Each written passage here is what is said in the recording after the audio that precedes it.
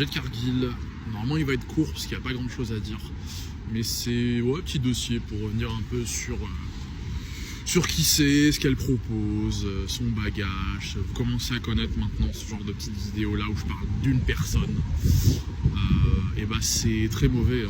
Niveau divertissement, c'est très mauvais dans la compagnie, la plus grosse compagnie du monde, qui oriente le plus son contenu sur le fait de divertir, promouvoir, installer des histoires par le fait de prendre le mic, faire des promos, hyper. Et en fait, elle en est clairement pas capable, elle est pas bonne mic workeuse, pas bonne actrice.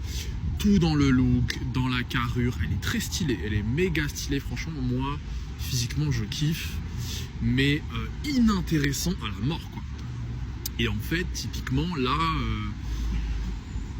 quand vous voyez le fait qu'elle soit championne, et surtout cette année, avec Wacker, c'est pareil, Io, ils ont trouvé un subterfuge en la faisant coller à Ripley, mais vraiment, Jade Cargill, là, pour le coup, c'est critique, en fait. Pas de mic, du coup, pas la possibilité vraiment de créer des programmes autour d'elle avec différents catcheurs, car en fait, il y a peut-être 9 chances sur 10 pour que si elle est amenée à entrer en rivalité avec quelqu'un, elle se fasse terminer au mic, car le niveau est vraiment très très bas chez Jade Cargill. Et de toute manière, dans le roster féminin, historiquement, il n'y a pas beaucoup de très bonnes mic workeuses. Donc en fait, tu peux pas l'envoyer sur les grosses. Quand je dis les grosses, c'est les grandes stars. Et j'ai l'habitude de dire gros poissons pour les mecs, c'est pour ça. Mais tu peux pas l'envoyer sur une Charlotte, une Liv, une Rhea, une Becky, c'est mort parce que sinon c'est enterrement. Mais en fait, il y a des chances pour que cette dernière, en tout cas Jade Cargill, reste championne encore pendant au moins jusqu'à Mania, car il y a quand même de grandes chances pour que son programme soit Bianca Belair. Et donc là, il y a un historique en commun, il y a une tag team, il y a une petite story qui a eu lieu l'année dernière avec Naomi, machin.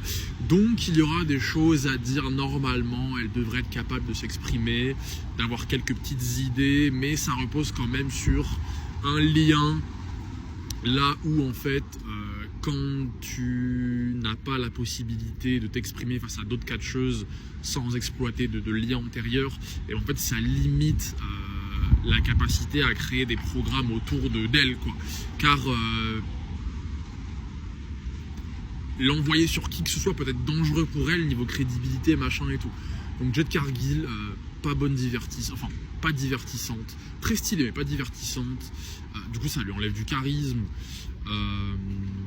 pas de mic, du coup pas de promo, mauvaise actrice. Dans le ring, moi le ring je m'en fous. Le ring ça n'a jamais été un... Si t'as un bon mic, le ring je te suis, y a aucun problème, rien à foutre des moves, de machin, des trucs. Mais même dans le ring, bon c'est brutal. Si elle avait du mic, ça aurait été stylé, mais là, elle en a pas. Du coup, on a quand même beaucoup plus, on va dire, on voit beaucoup plus les botches, les trucs comme ça. En fait, parce qu'en fait, il n'y a que ça à voir, le ring. Et du coup, c'est comme Jey Uso l'année dernière. Vu que niveau promotion de combat, mic, storytelling, clash, etc., on n'est pas servi, il reste qu'un truc, c'est le ring. Et du coup, on est beaucoup plus attentif et réceptif au moindre fait et geste dans le ring. Et typiquement ce genre de catcheur là, quand tu les vois botcher, oh putain encore un botch, oh elle fait que de botcher, oh botch. Donc Jade Cargill pour le coup c'est vraiment pas au niveau, quoi. WWE c'est pas pour elle, hein.